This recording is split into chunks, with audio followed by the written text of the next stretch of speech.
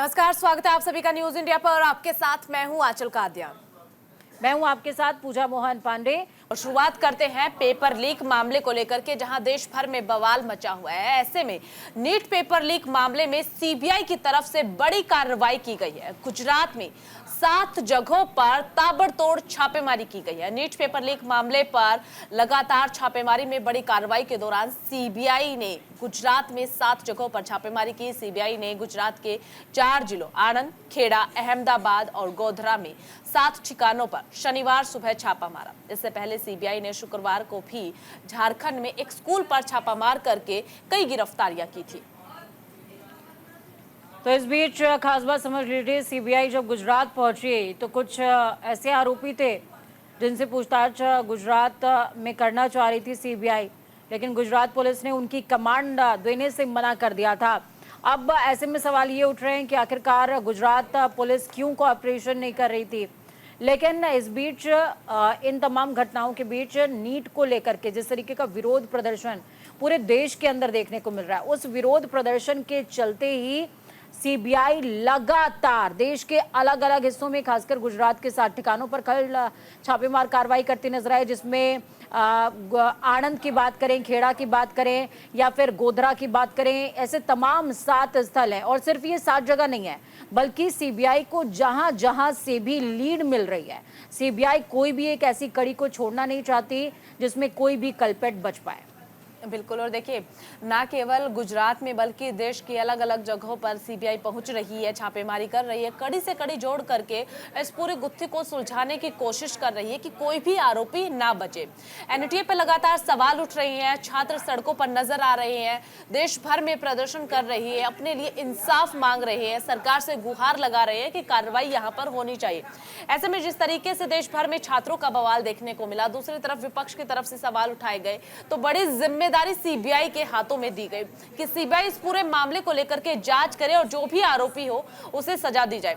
उसके बाद जो पेपर लीक घोटाले के तार है वो बिहार से निकलते हुए सामने आए। बिहार के बाद जब उस गुत्थी को सुलझाने की कोशिश की तो न केवल बिहार बल्कि तमाम राज्य, गुजरात, उत्तर प्रदेश, हरियाणा, हिमाचल, तमाम राज्य इसके चपेट में नजर आए कि न केवल बिहार में घोटाला हुआ है बल्कि हर जगह पर ऐसे आरोपी बसे हुए हैं।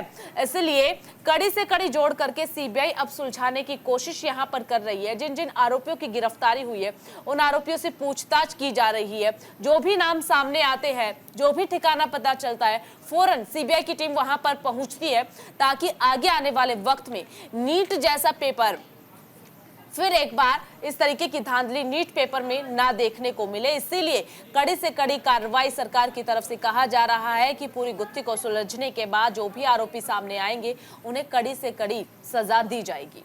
तो बिल्कुल देखिए, सीबीआई एक्टिव मोड में अब तक 33 से ज़्यादा गिरफ्तारियां देश के अलग अलग कोनों से हो चुकी हैं, जिसमें राज्य की अगर बात की जाए तो महाराष्ट्र है। महाराष्ट्र से बहुत ज़्यादा लिंक सामने आ रहे हैं। इसके अलावा गुजरात से लिंक सामने आ रहे हैं।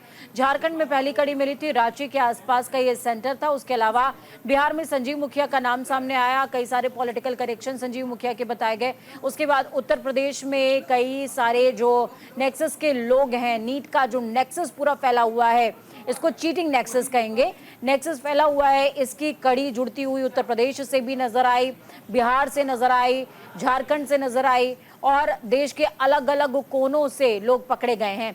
इस बीच गुजरात जब पहुंची सीबीआई की टीम तो बहुत सारे ऐसे खुलासे हुए जो अभी तक सामने नहीं आए हैं। 33 के करीब आरोपियों की गिरफ्तारी अभी तक हो चुकी है और अगर बीते 10 सालों की आप बात करेंगे तो 10 सालों के अंदर 400 के करीब लोगों की गिरफ्तारी हुई है, जिसमें 5 सरगना पकड़े गए। 5 में से 4 के ऊपर कोई कार्रवाई नहीं हुई, जबकि एक आरोपी को 10 से 12 साल की सजा दी गई थी। तो वहीं अगर इन 5 सरगनाओं को एक साइड आप कर देंगे, जबकि 400 लोगों के ऊपर अभी भी आरोप तय नहीं हो पाए हैं, कार्रवाई के नाम पर अभी उनके ऊपर कुछ भी नहीं हुआ। 33 और गिरफ्तारियां हुई हैं और लगातार ये देखने को मिलेगा कि आखिरकार जब सीबीआई की जांच अब बैठ चुकी है तो सीबीआई की जांच में आखिरकार निकल करके क्या सामने आता है। चलिए खबरों के सफर में आगे बढ़ते हैं। दिल्ली शराब घोटाला मामले में विशेष अदालत ने बड़ा फैसला सुनाया है। केजरीवाल को 12 जुलाई तक न्यायिक अभिरक्षा में भेज दिया गया है। नवभारत टाइम्स ने इस खबर को जगह दी है। केजरीवाल के वकील ऋषिकेश कुमार ने कहा कि सीबीआई ने पुलिस कस्टडी की मांग नहीं की। उन्होंने न्यायिक हिरासत मांगी है। हमने न्यायिक हिरासत का विरोध किया था। कोर्ट ने दोनों पक्षों को सुना और अरविंद केजरीवाल को 12 जुलाई तक 14 दिनों के लिए न्यायिक अभिरक्षा में भेज दिया है। देखिए, ये बड़ी खबर दिल्ली के लिहाज से हम आपको बता रहे हैं। लगातार आम आदमी पार्टी की जो मुश्किलें हैं वो बढ़ती हुई नजर आ रही। आप इस पूरे सिलसिले को शुरुआत से समझिए। राउज एवेन्यू कोर्ट की तरफ से अरविंद केजरीवाल को जमानत मिलती है। दिल्ली में आम आदमी पार्टी के कार्यकर्ता खुशी मनाते हुए नजर आते हैं, आतिशबाजी करते हुए नजर आते हैं, एक दूसरे को मिठाई खिलाते हैं और अरविंद केजरीवाल के स्वागत की तैयारी कर ली जाती है कि अरविंद केजरीवाल कल जेल से, तिहाड़ से बाहर आ जाएंगे। स्वागत आम आदमी पार्टी की तरफ से कर ली जाती है। लेकिन ठीक अगले ही दिन ईडी ने सुप्रीम कोर्ट का दरवाजा खटखटाया और सुप्रीम कोर्ट में, माफ कीजिएगा, हाई कोर्ट का दरवाजा खटखटाया और हाई कोर्ट में याचिका दायर की, राउज एवेन्यू के फैसले को चुनौती दी। उसके बाद हाई कोर्ट ने सुनवाई होती है। दिन भर सुनवाई के बाद फैसला सुरक्षित रख लिया जाता है। तो अरविंद केजरीवाल क्या करते हैं, सुप्रीम कोर्ट की तरफ जाते हैं, सुप्रीम कोर्ट का दरवाजा खटखटाते हैं। लेकिन सुप्रीम कोर्ट की तरफ से साफ कहा गया कि पहले हाई कोर्ट का फैसला आने दीजिए, उसके बाद ही हम कोई फैसला सुना पाएंगे। हाई कोर्ट की तरफ से फैसला सुरक्षित रखा गया। अगली बार जब सुनवाई होती है तो फिर हाई कोर्ट की तरफ से फैसला सुनाया जाता है। फिर एक बार सुप्रीम कोर्ट का रुख आम आदमी पार्टी करती है, लेकिन सुप्रीम कोर्ट से भी कोई राहत नजर नहीं आई। इसी बीच सीबीआई भी पहुंच जाती है। सोमवार का वो दिन था जो कि आम आदमी पार्टी के लिए बिल्कुल भी अच्छा साबित नहीं हुआ, यानी कि हफ्ते की शुरुआत और आम आदमी पार्टी की मुश्किलें बढ़ गई।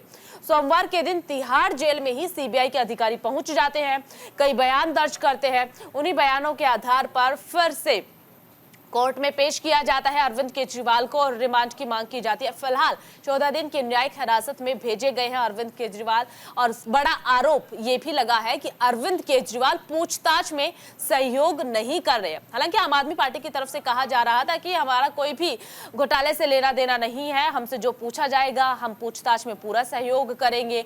न केवल हमारे मुखिया बल्कि हमारे पार्टी के छोटे से छोटे कार्यकर्ता से भी अगर पूछताछ की जाएगी तो हम जांच एजेंसियों का पूरा सहयोग करेंगे। लेकिन इस बीच बड़ी जानकारी मिल रही है कि अरविंद केजरीवाल सहयोग बिल्कुल भी नहीं कर रहे हैं। उनसे जो पूछा जाता है वो बता ही नहीं रहे हैं।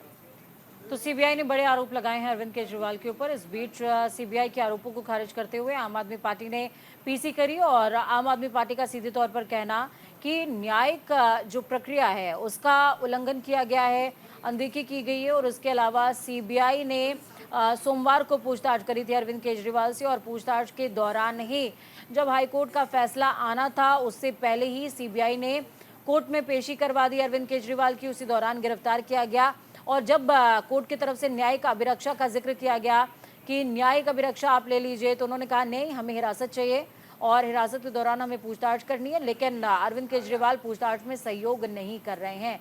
अगर आप पूरे प्रकरण को ध्यान से देखेंगे तो शराब घोटाला मामले में प्रत्यक्ष तौर पर अरविंद केजरीवाल की जो भूमिका है वो नजर नहीं आती है। उसका रीजन साफ है। अरविंद केजरीवाल और उनके वकील ऋषिकेश बार बार इस बात का उल्लेख कर रहे हैं कि अरविंद केजरीवाल के पास कोई भी विभाग नहीं था। इस वजह से अरविंद केजरीवाल के प्रत्यक्ष तौर पर किसी भी चीज में शामिल होने की कोई बात नहीं है।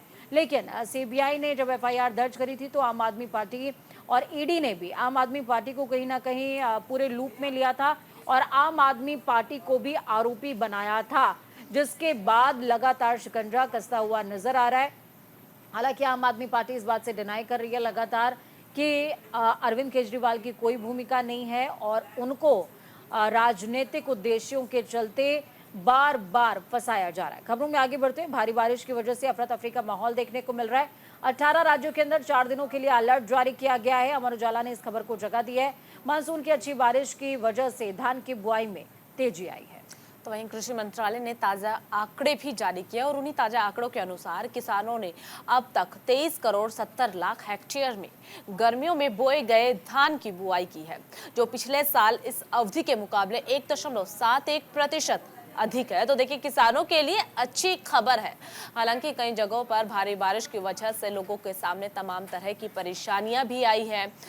कई जगहों पर लोग फंसे हुए हैं, लोगों की गाड़ियां फंस चुकी है, रेस्क्यू करके लोगों को बाहर निकाला गया है। ऐसे में 4 राज्यों में, माफ कीजिएगा 18 राज्यों में 4 दिन के लिए अलर्ट भी जारी किया गया है। और वे तमाम राज्यों में जहां जहां पर अलर्ट जारी किया वहां पर प्रशासन की तरफ से भी तैयारियां की जा रही है। अब बात अगर देश की राजधानी दिल्ली की कर ली जाए तो दिल्ली में भी पहली बारिश में बुरा हाल था लोगों का, और यही तस्वीरें पिछले साल भी देखने को मिली थी। और पिछले साल भी सरकार की तरफ से कहा गया था कि हमें अंदाजा नहीं था कि बारिश इतनी तेज होगी। ये सरकार की तरफ से बयान सामने आया था पिछले साल। लेकिन इस साल का अगर जिक्र किया जाए तो आईएमडी की तरफ से पहले ही अलर्ट जारी कर दिया गया था कि भैया बारिश तो बहुत तेज होने वाली है, आप अपने बचाव कर लीजिए, आप अपनी तैयारियां कर लीजिए। लेकिन उसके बाद भी राजधानी दिल्ली में कोई भी तैयारी नहीं देखने को मिली। जगह जगह पर बसें फंसी हुई मिली, लोगों की गाड़ियां फंस चुकी है। जो टू व्हीलर्स पर सवारी करते हैं उनके सामने तो तमाम तरह की मुश्किलें देखने को मिली है। जब लोग अपने घरों से बाहर निकले ऑफिस जाने के लिए, समय पर ऑफिस नहीं पहुंच पाए, लेट हुए, दूसरी तरफ ऑफिस का प्रेशर भी झेलना पड़ा। यानी कि कई तरह की परेशानियां लोगों के सामने पहली बारिश के दौरान देखने को मिली। और फिर आम आदमी पार्टी की तरफ से कहा जाता है कि हमने तो तैयारियां की थी, लेकिन नहीं अंदाजा था कि इतनी बारिश हो जाएगी। तो इस पे किसे दोषी माना जाए ये तो नहीं कहा जा सकता है। लेकिन जो दिल्ली वासी गर्मी के दिनों में पानी की समस्या से जूझ रहे थे, पहली बारिश होते ही इतना पानी दिल्ली में देखने को मिला कि लोग टू व्हीलर्स पर, फोर व्हीलर्स पर ना निकल करके बल्कि नाव का सहारा ले रहे थे। ऐसे में बीजेपी पार्षद का अगर जिक्र किया जाए तो सबसे पहले वो नाव लेकर के बाहर निकले और जमकर आम आदमी पार्टी पर हमलावर नजर आए। इस खबर में एक ही पहलू बता रही हैं, दिल्ली का पक्ष वो बता रही हैं, शायद दिल्ली में रहती हैं आंचल, लेकिन 18 राज्यों का यहाँ पर जिक्र है। देखिए बाढ़ जैसी स्थिति 18 राज्यों के अंदर बन गई है।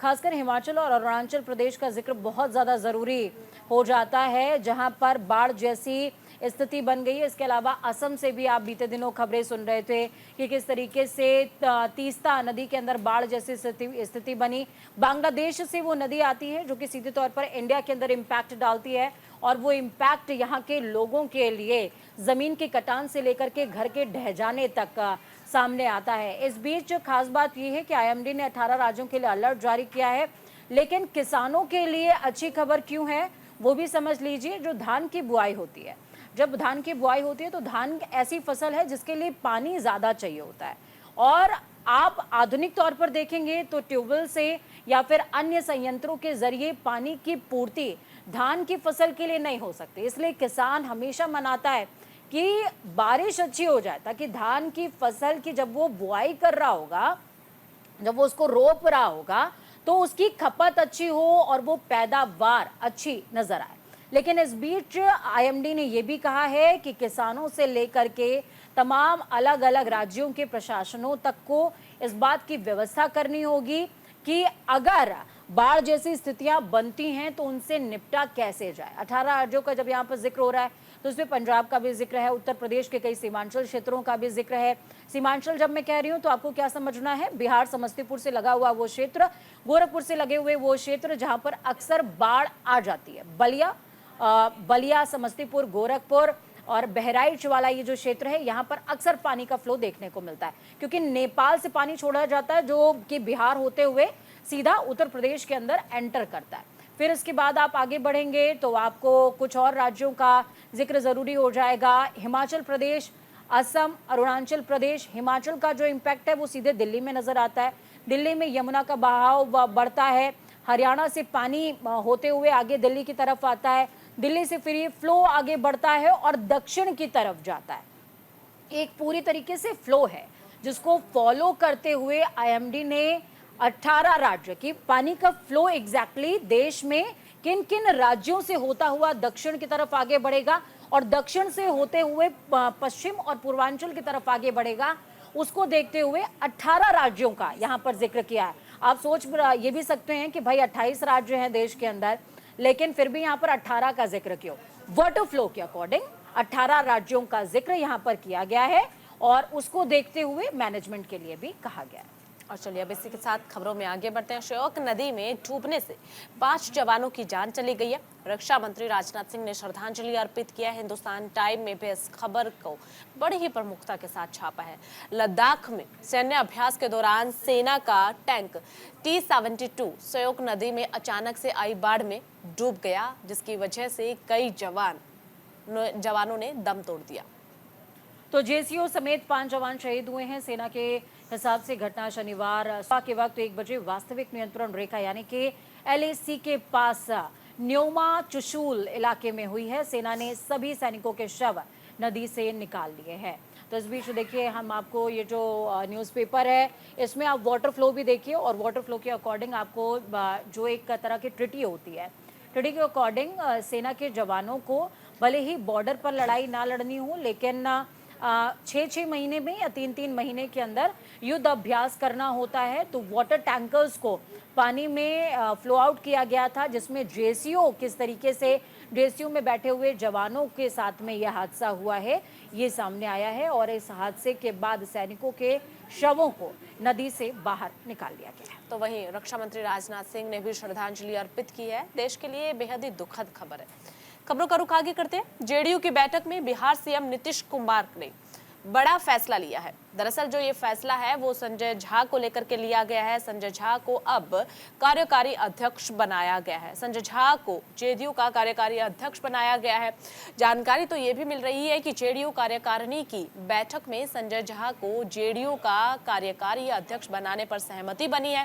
पहले बैठक होती है, बैठक में डिस्कशन होता है, विचार विमर्श किया जाता है, हर पहलू को समझा जाता है और उसके बाद अहम फैसला संजय झा को लेकर लिया जाता है। संजय झा का नाम पर का प्रस्ताव रखा जाता है, जिस पर जेडीयू के तमाम नेताओं ने अपनी सहमति जाहिर की है।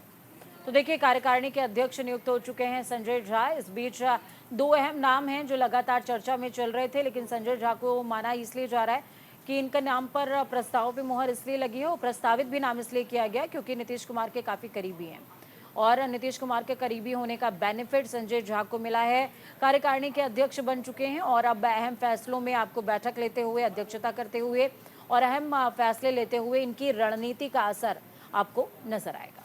बिल्कुल। तो देखिए, बड़ा फैसला बिहार के लिहाज से नीतीश सरकार में लिया गया है।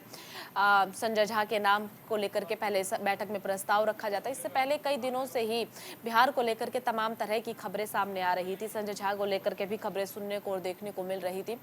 लेकिन अब जब बैठक होती है, 2 नाम, जैसा कि हमारी सहयोगी पूजा ने बताया है कि 2 नाम चर्चाओं में लगातार चल रहे थे, उन नामों को लेकर के विचार विमर्श किया जाता और बाद में सभी नेताओं ने, जेडीयू के सभी नेताओं ने संजय झा के ही नाम पर मोहर लगा दिया। इस बीच एक और बड़ी अपडेट आपको बता देते हैं। पहले दिन 11,000 भक्त बाबा बर्फानी के दर्शन करने के लिए पहुंचे। जयकारा हर तरफ देखने को मिला, हर तरफ जयकारे गूंज रहे थे। बाबा बर्फानी के दर्शन के लिए हर साल होने वाले पवित्र अमरनाथ यात्रा 29 जून से शुरू हो चुकी है। इस यात्रा के पहले दिन करीब 10,000 भक्तों ने बाबा बर्फानी के दर्शन किए। तो जम्मू से शनिवार की सुबह चला 200 गाड़ियों का दूसरा जत्था पहलगाम और बालटाल पहुंच गया। इस काफिले में करीबन 4,000 से ज्यादा यात्री शामिल रहे।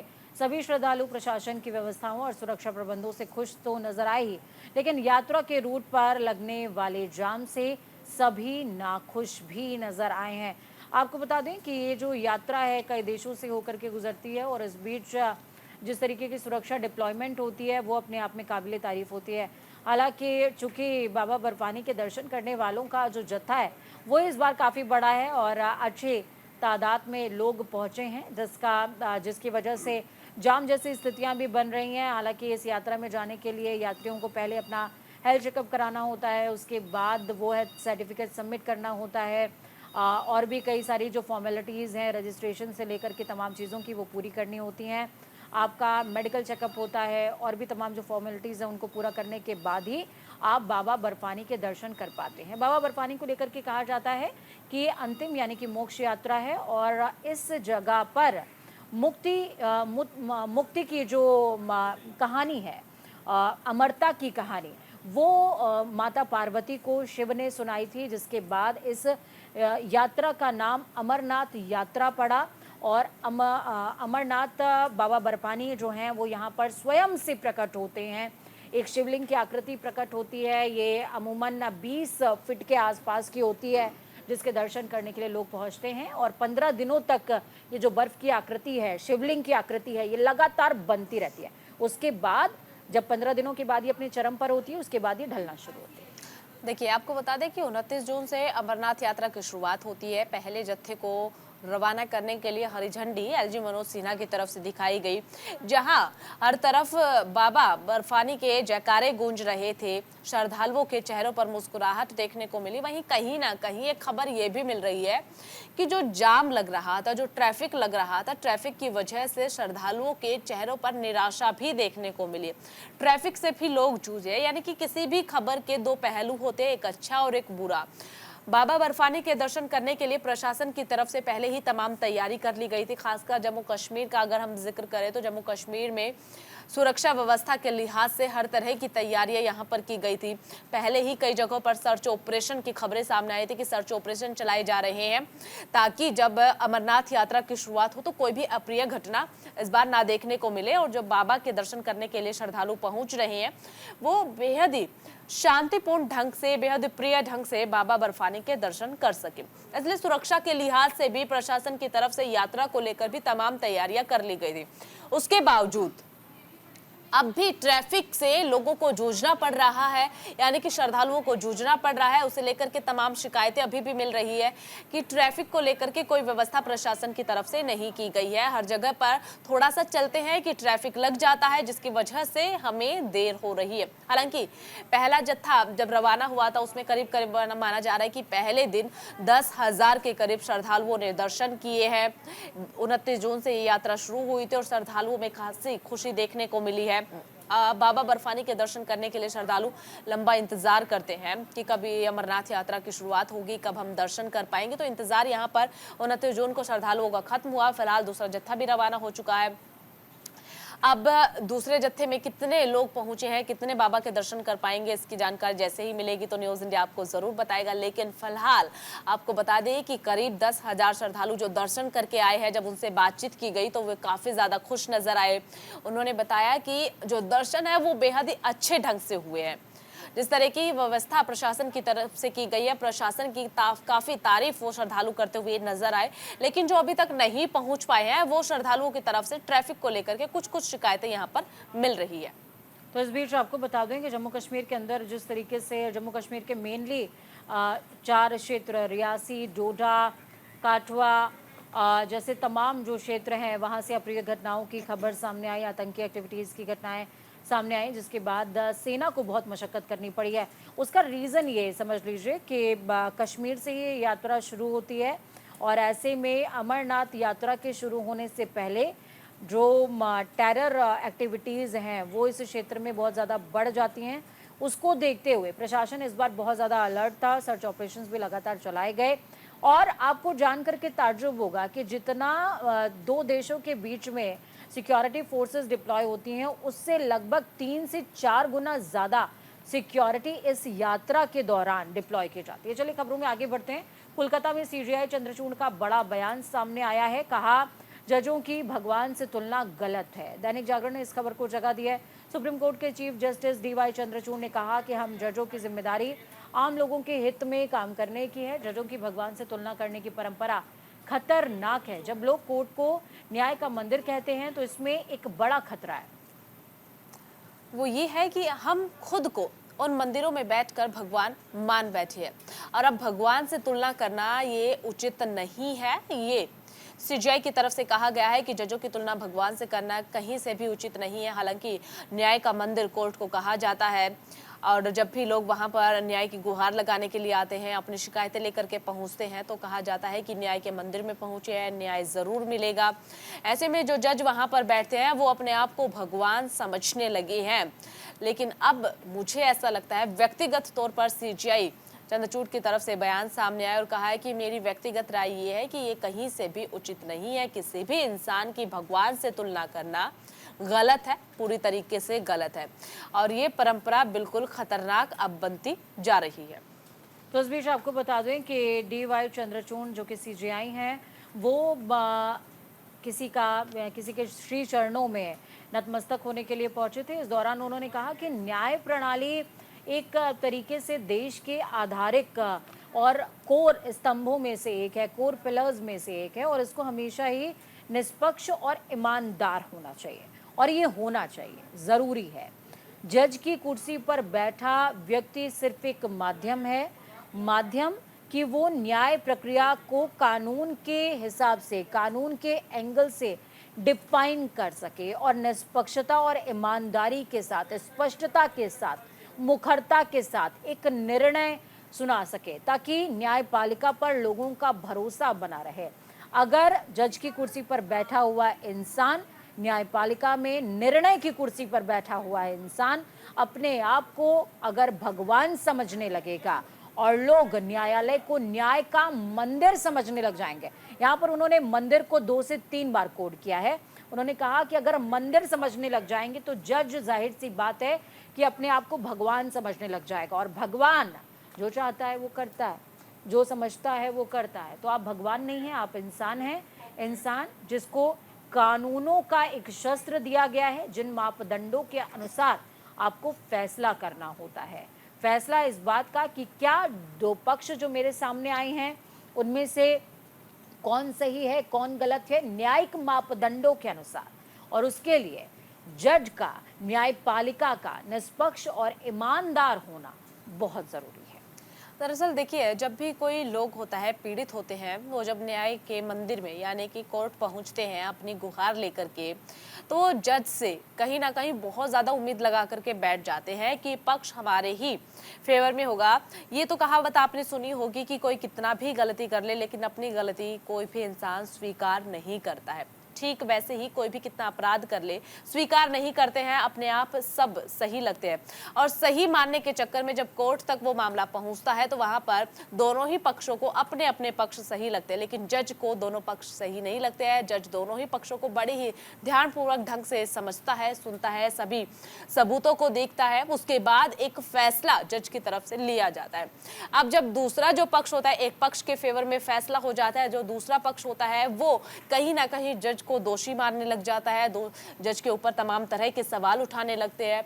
इस तरह की शिकायतें अक्सर मिलती रही है। अक्सर देखने को मिला है कि जब भी कोई मामला कोर्ट में पहुंचता है तो इस तरह की घटना हर बार होती है। ऐसे में अब सीजेआई चंद्रचूड़ की तरफ से बयान सामने आता है और कहते हैं कि न्याय का मंदिर कहना गलत है, ये परंपरा गलत है। हम इंसान हैं, हम सब चीजों को ध्यान से समझते हैं, सबूतों के आधार पर हम फैसला लेते हैं।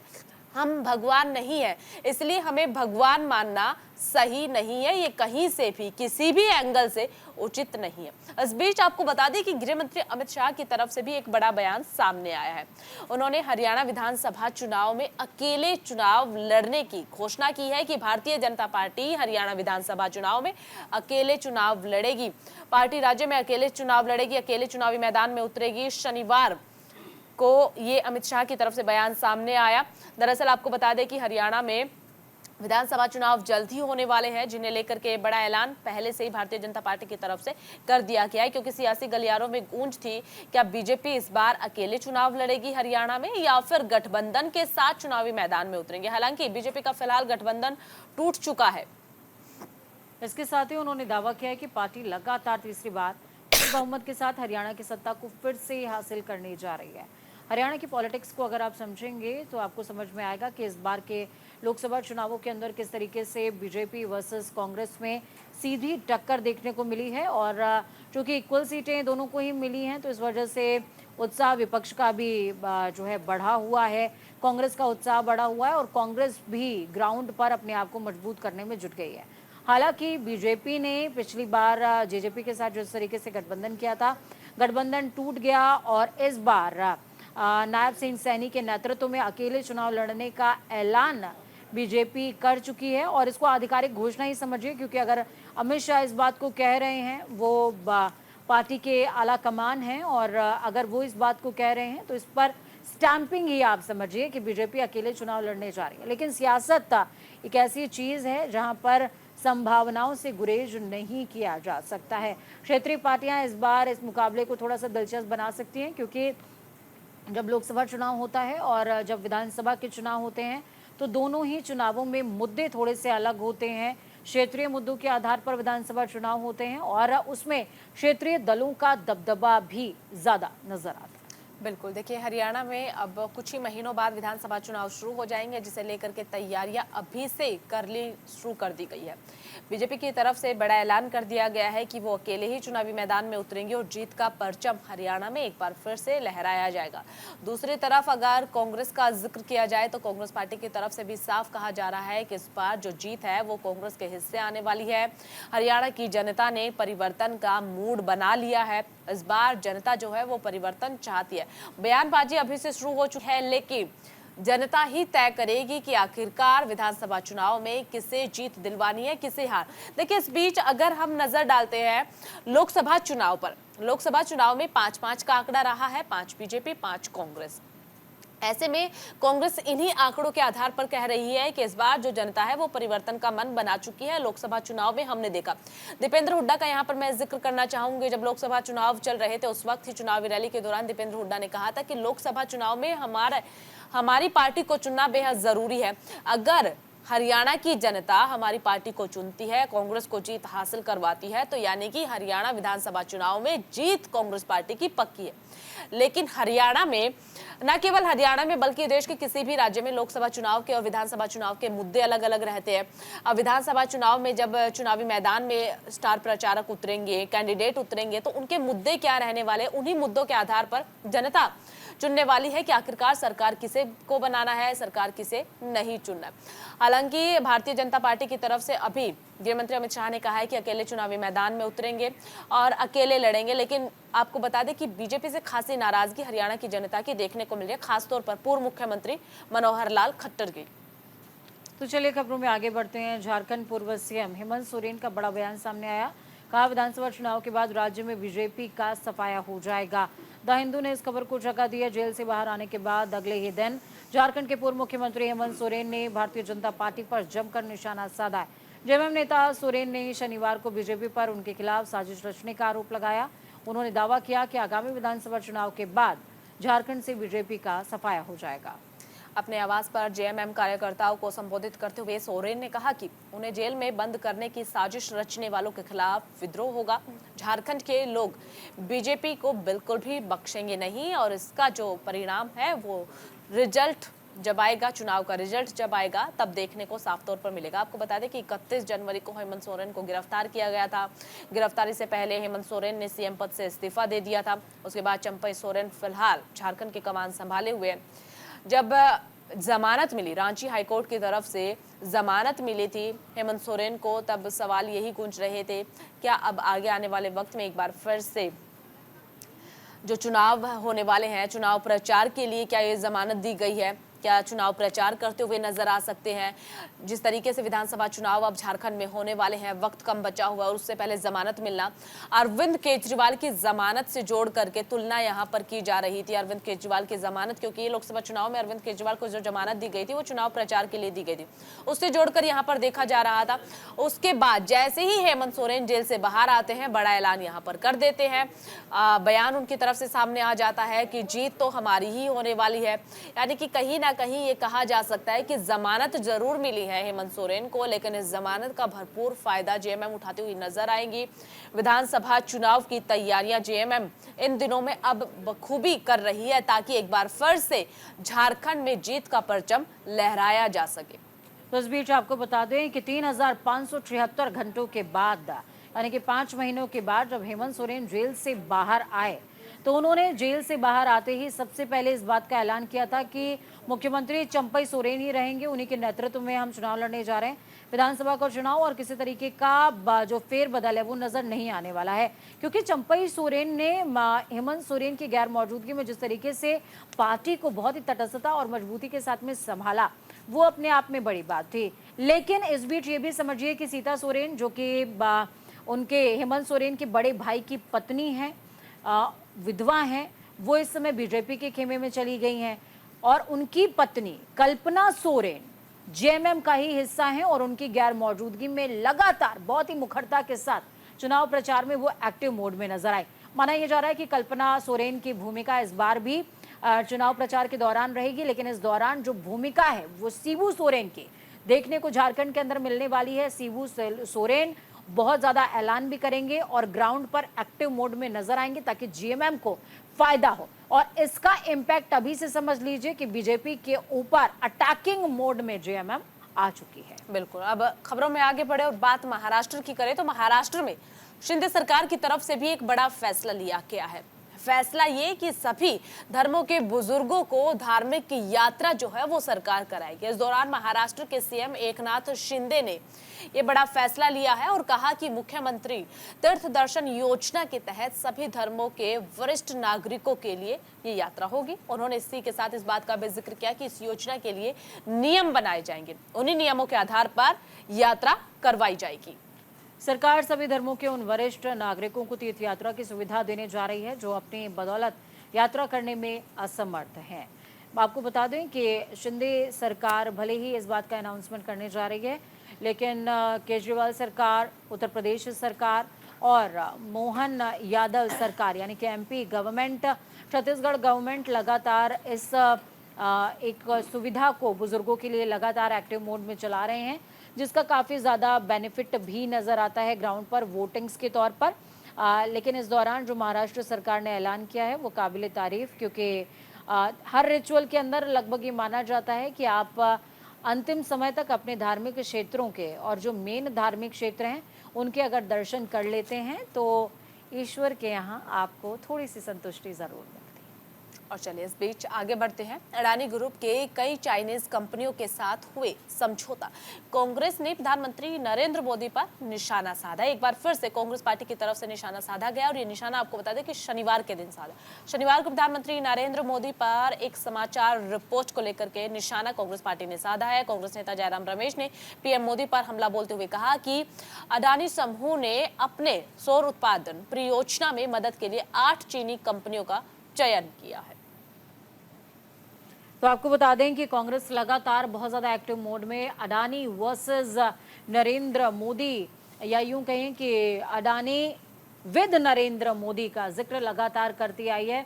और एक बार फिर से कांग्रेस एक्टिव मोड में नज़र आ गई है, क्योंकि कई सारे जो एमओयूज हैं वो चीनी कंपनी के साथ में साइन अप हुए हैं, जिसके बाद लगातार देखने को मिल रहा है कि कांग्रेस हमलावर है। कांग्रेस ने पहले भी अडानी ब्रदर्स को लेकर के लगातार निशाने साधे हैं और उनके इन्वेस्टमेंट्स को लेकर के, जिस तरीके से अडानी पोर्ट्स, अडानी एयरपोर्ट्स, अडानीज को तमाम चीज़ों की टेंडरिंग मिल रही है, उसको लेकर के भी कांग्रेस और विशेषकर राहुल गांधी बार बार सवाल उठाते आए। देखिए, लगातार कांग्रेस पार्टी की तरफ से सवाल यहाँ पर उठाए जा रहे हैं और अब एक बार फिर से कांग्रेस नेता जयराम रमेश ने जो 8 चाइनीज कंपनी को लेकर के फैसला लिया गया उसे लेकर के सवाल यहाँ पर उठाए हैं। ना केवल इस बार बल्कि हम हमेशा देखते हैं जब भी अडानी ग्रुप को लेकर के कोई खबर चर्चाओं में चलती है, किसी खबर को लेकर के बीजेपी की तरफ से कोई भी बयान दिया जाता है, उसे लेकर के तुरंत कांग्रेस पार्टी उस खबर को पकड़ती है और कटाक्ष बीजेपी पर अक्सर किए जाते हैं। तो सुर्खियां अखबार के आप देख रहे थे, जिसपे फिलहाल खबरों का सफर यहीं तक, लेकिन कल फिर हम आपके बीच हाजिर होंगे और आपको बताएंगे कि आखिरकार कहां क्या घटित हुआ और हर खबर के मायने क्या हैं, उसके पहलू क्या हैं और उसका इम्पैक्ट आपके जीवन पर क्या नजर आया। यानी कि हेडलाइंस के अंदर की हेडलाइंस आपको पता होनी चाहिए, क्योंकि खबरें तो छप जाती हैं लेकिन उसके मायने पता नहीं होते और उसके मायने ही हमारे जीवन को प्रभावित करते हैं। हमें दीजिए अनुमति, नमस्कार।